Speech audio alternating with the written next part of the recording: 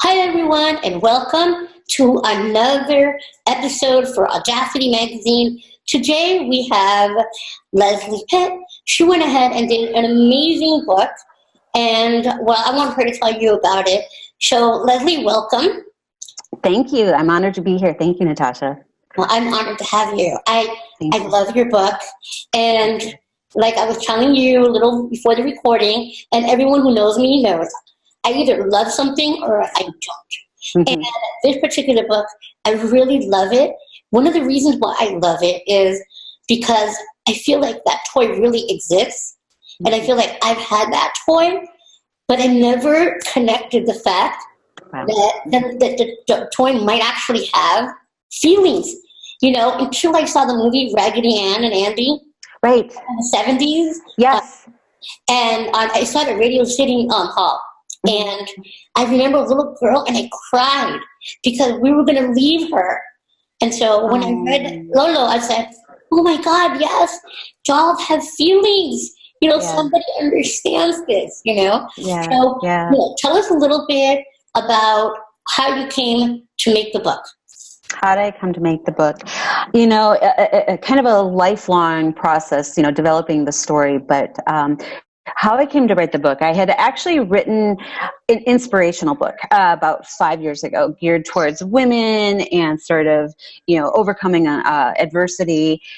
And I wrote the draft and I read it through a couple times and I thought, you know what, this is not me. I came from a different voice. And so I sort of tabled it, stepped away for a little bit and thought, who is it that I can help? You know, who really can I send a message to? And I thought children, because of my own personal experience that we'll talk a little bit about. But I thought I want to write a book or get a message out to children.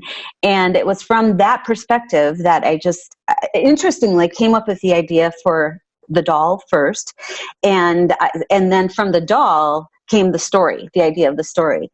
And, So what you see today is 4 years in the making and 44 revisions later, and that's what. That's nice. Does Lolo exist? Is that all? Not yet. I'm working. That's kind of the next phase. So Lolo will exist. So I'm working on getting that done. I want one. You'll get one, absolutely, yeah. Because Lolo is, I mean, so it's interesting because I came up, you know, it's interesting you talk about Raggedy Ann, because when I thought of the doll, I thought about Raggedy Ann dolls. I grew up in the 70s too, and I thought about how Raggedy Ann has a little heart that says, I love you. And and I just wanted to create something for all kids to relate to. And especially kids maybe that are going through something a little bit different and then actually have something that represents who they are. Now, why is this experience so personal to you? I know it's your disability, so share with that.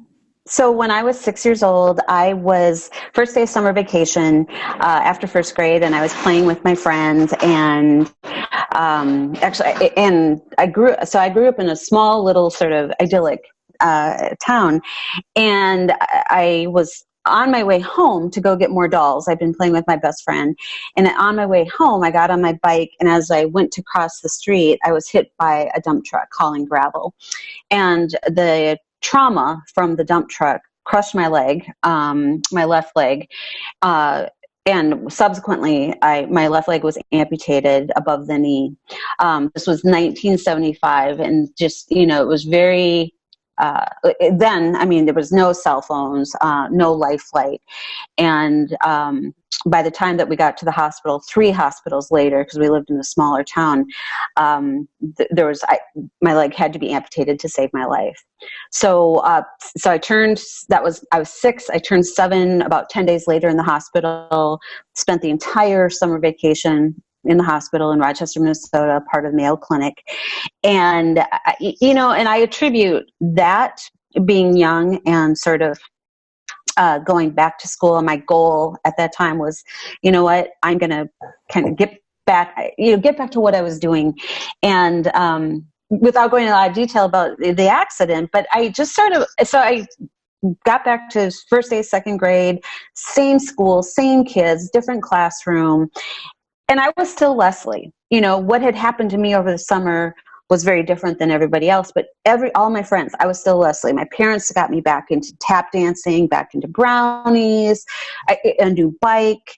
And so I feel, my experience was I was very fortunate. I would never wish this upon anybody, because growing up, with a disability or being different is hard.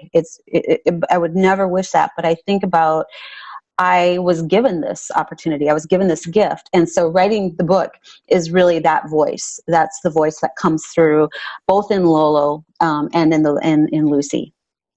Well, when you got injured, it was a young age, so you were still playing with dolls.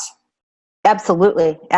So the symbolism is significant. And so interestingly, I was playing with dolls, and, and when at that age, kids maybe communicate through toys, through dolls. And so when I came up with the idea for Lolo, that was it too, is that maybe if kids don't feel like talking about what they're going through, they can talk through the doll, they can talk through the book, or, Lolo, until Lolo actually exists. In the story, we talk about the toy store that Lolo lives in. And this is also based on, when I was in the hospital, and as I was, we could get out and go to, excursions, if you will. We would go to a shopping mall, and there was a toy store. And so my mom and my brother, and we would go there just to get out of the hospital and change the scenery.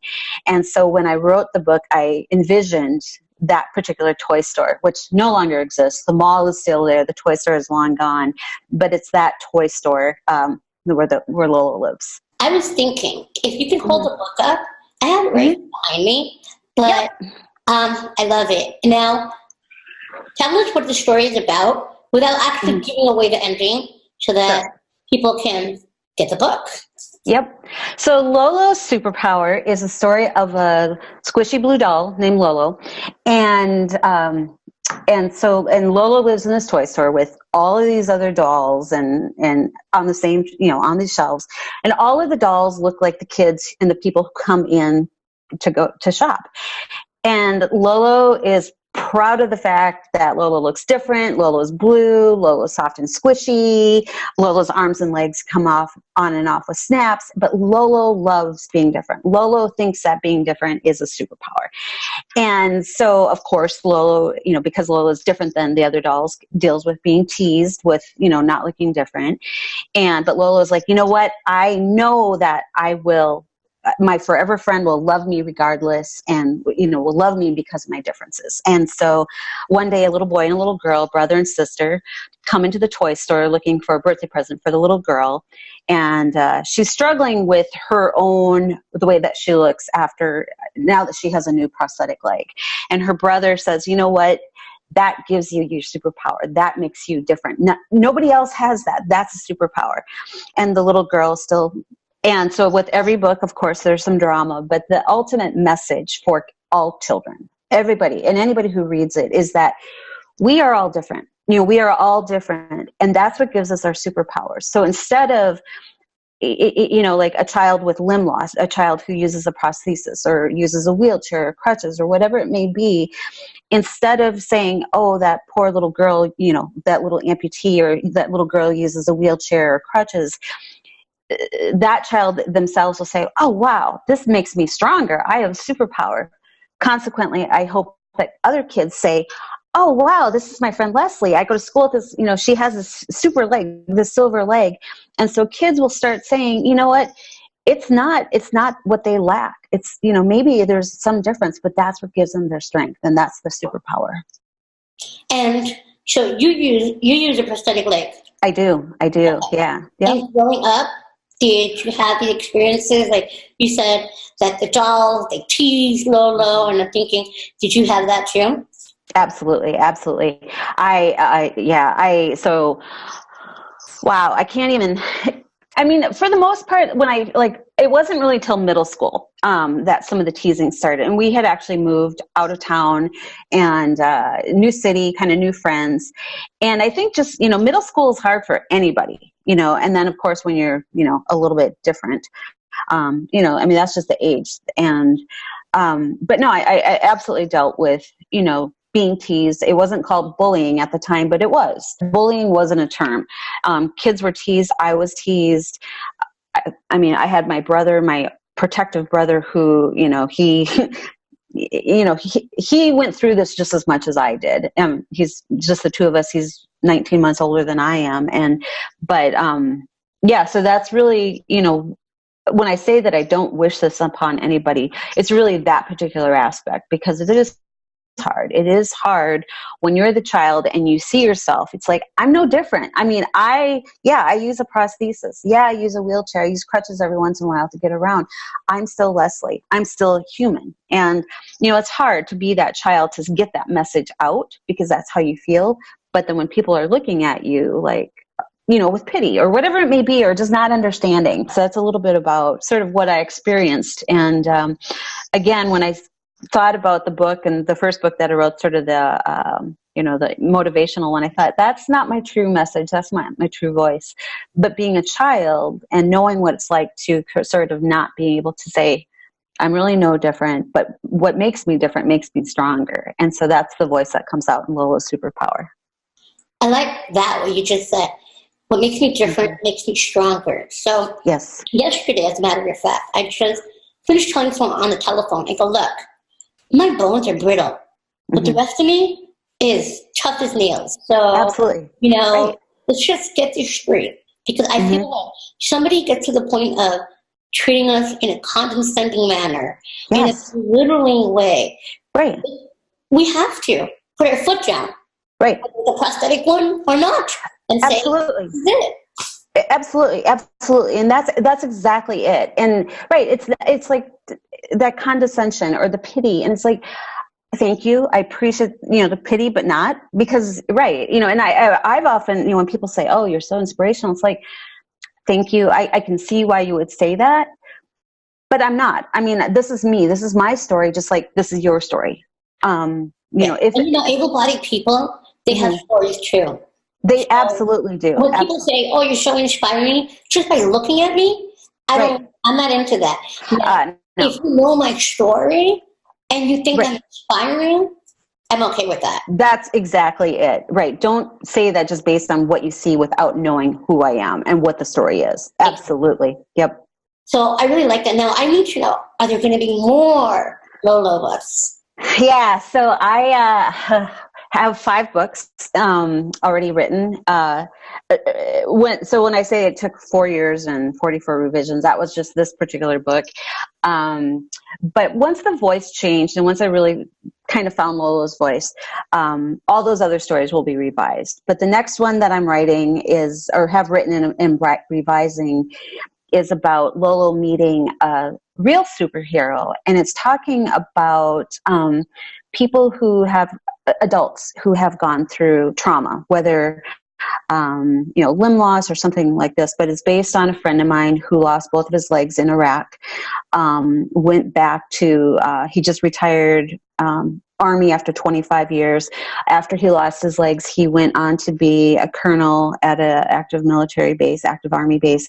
And what I want is while he's disabled? Yeah. That's awesome. Right? Yeah. So, that's a superhero. That's, so Lolo, so that's the next story. But I want to write a book for kids to understand, maybe it's their parents or maybe it's a loved one or something, to share that perspective. And it's kind of the same message of what you were saying is, instead of just looking at me and saying, I'm inspired by you, wait until you hear my story. And then I'll appreciate that. But that's really what I'm trying to get across in that book too. So, so that's the next one. There are 4 others after that. And the other ones that are sort of in draft in an outline form are really Lolo's friends. And so we talk about, and so in this book, Lola Superpower, Lola's friend is Lucy, who has a prosthesis.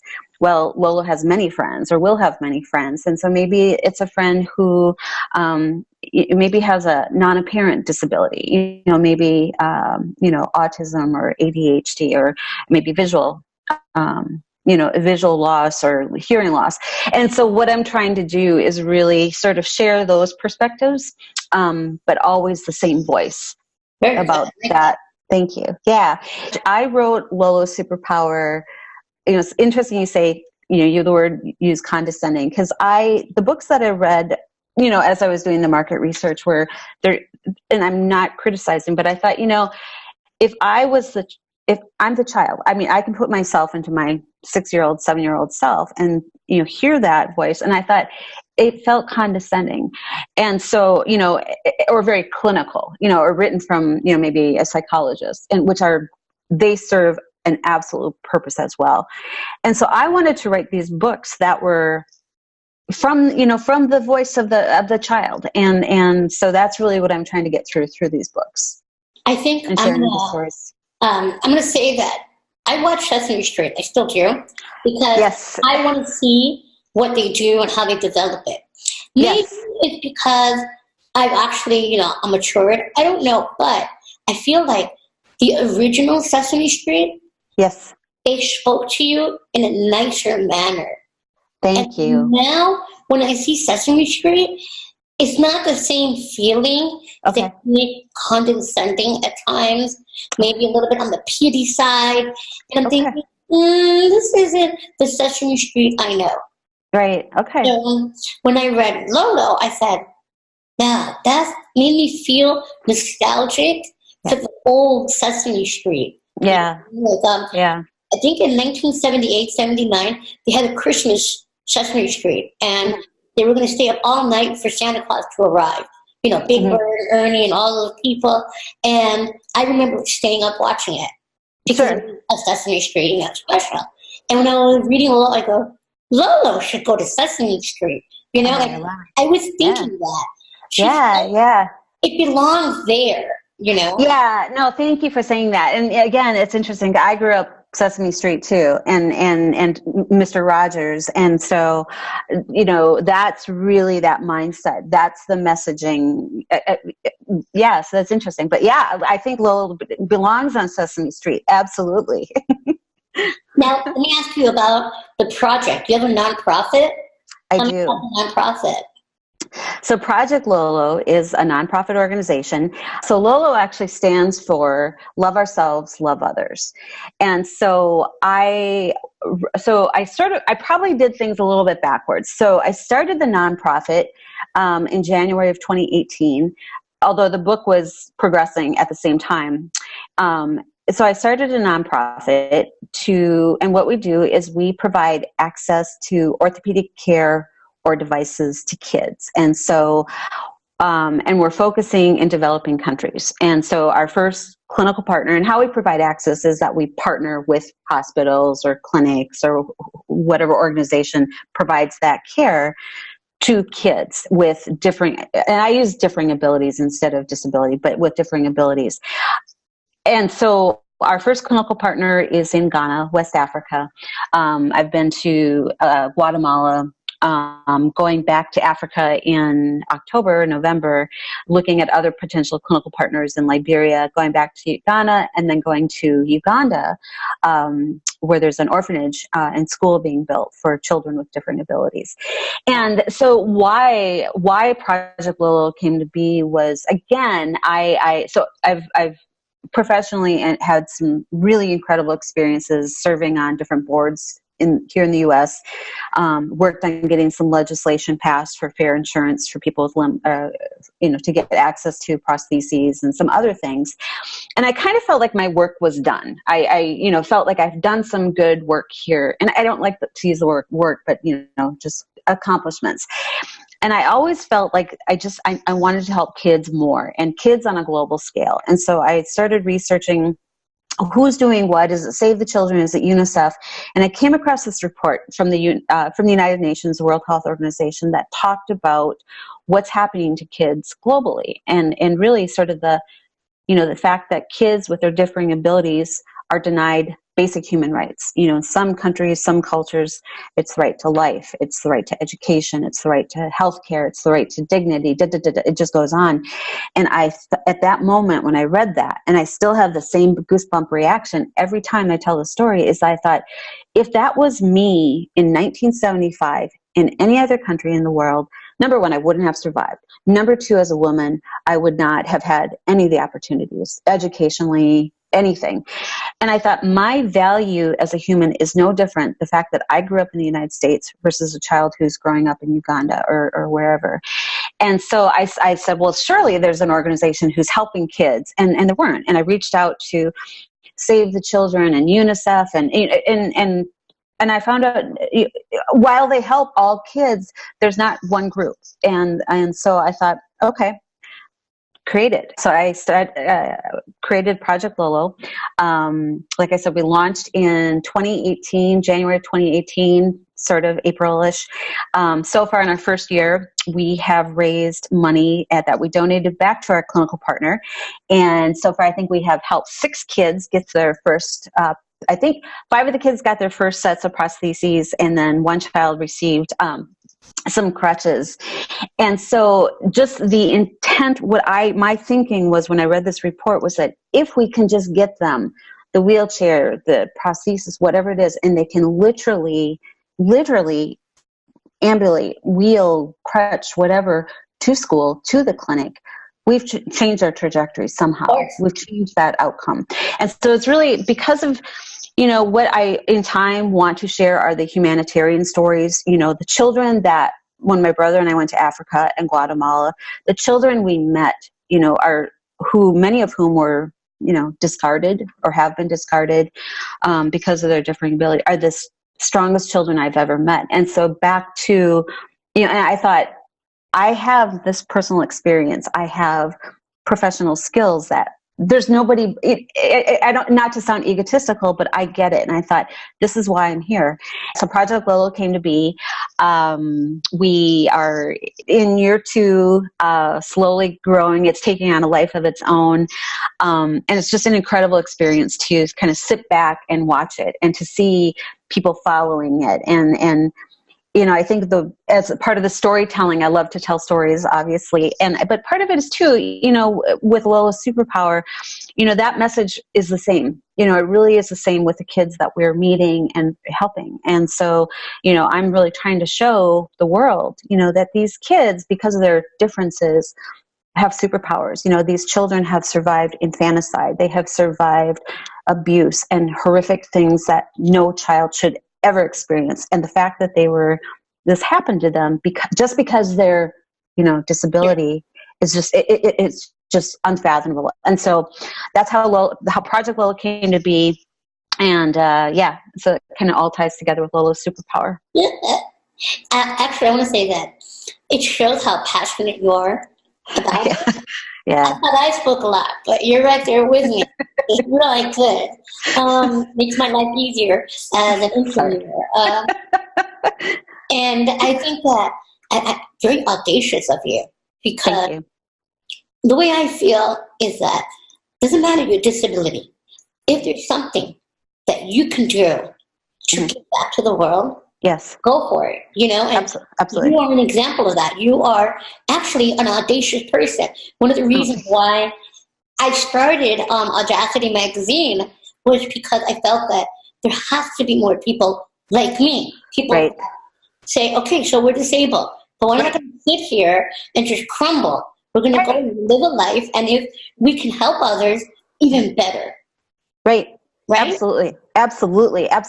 And that's interesting because I too, and as I've done a lot of speaking too, and the message, not everybody lives with a disability, but what I say is we all experience something in life, some sort of loss, something that significantly changes us, that's out of our control. And so like I was run over by a gravel truck. I lost my leg, huge catastrophic event. I can't control what happened to me, but I can control what I do from here on out. And so I think when I talk to people and do speaking, it's like, that gives us, that empowers us, and also to your point, we're not just here, sitting doing nothing. Like there's so much we want to give and to pay it forward. And that's how I'm doing it too. So like you started what you're doing, kudos to you. And a perfect example. And it's wonderful. I love your story. And, I love Lolo already. And what I want to do is that after everything, I'm going to make sure that people know where they can go to buy the book and to help with the nonprofit with your project. Thank you. because I want to make sure that enough people know about it. I would love for schools to have the book. Yes, you know? yes. And that, Maybe that's what I'm working on too. Librarian Association, or there's got to be. I know I'm going to go and tell the superintendent where I work. I'm a teacher as well. So I will definitely let them know about that book, because it's fantastic. Oh, thank you. Thank you. And thank you very much for your time. And make sure everyone out there that you go and you buy the book and you read it. I think that before we close off, I think it's my niece is 7 years old and she read it and she liked it. But I feel like it's really awesome from the minute that you read a child a book, even at a young age, you know, because then they start learning it's okay to be different. Yes. At a young age. Yes. And the best part, I know this is like a little different. I don't know if you thought about this, but when an adult reads a book to a child, now the adult has read the book. Right. So if we were to read that book from an adult point, it might not be as interesting or exciting. But when you have it as an adult and you read that, you're like, oh. So then actually you're killing two birds with one stone. Absolutely. Yeah. And, is that your goal too? Yep. Yeah. And that was not my intent when I first wrote it. But now that I hear feedback from adults, that's exactly it. And adults are saying, wow, what a powerful message for all of us. Yes. And absolutely. And yeah. Well, we're not going to tell you what happens because more does happen. You have to go and get the book. And thank you very much, Leslie. Thank you so much, Natasha. And stay tuned, people, for the next video that I make one day.